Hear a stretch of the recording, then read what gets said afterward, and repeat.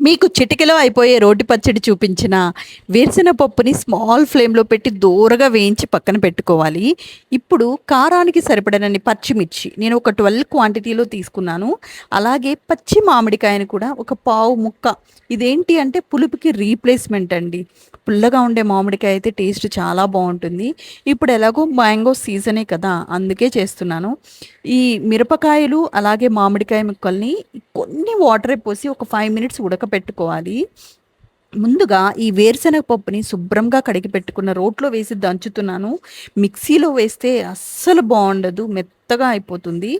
దంచేటప్పుడు కొంచెం ఉప్పుని కూడా యాడ్ చేద్దామన్నమాట.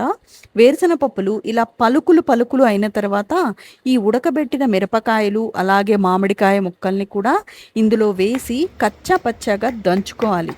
జాగ్రత్త అండి, కంట్లో పడుతుంది.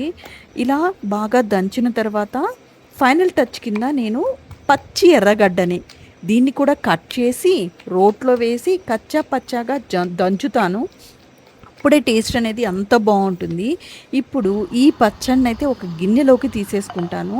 లాస్ట్లో కొంచెం ఉంచుతాను. ఎందుకు అంటే ఈ వేడి వేడి అన్నం ఉంది కదా, ఈ వేడి వేడి అన్నాన్ని రోట్లో వేసి ఆ పచ్చడి కొంచెం ఉంటుంది కదా, ఆ కొంచెం పచ్చడిని బాగా కలిపి తింటుంటే అది కదా అండి రోటి పచ్చడి అంటే. ఆ టేస్ట్ అమోఘం అండి, అంత బాగుంటుంది. నేను ముద్ద తినకుండా అయితే పైకి లేవను, అంత ఇష్టం నాకు. అంతకీ ఈ రెసిపీ మీకు ఎలా అనిపించిందో నా కామెంట్ సెక్షన్లో కామెంట్ చేయండి. Thank you.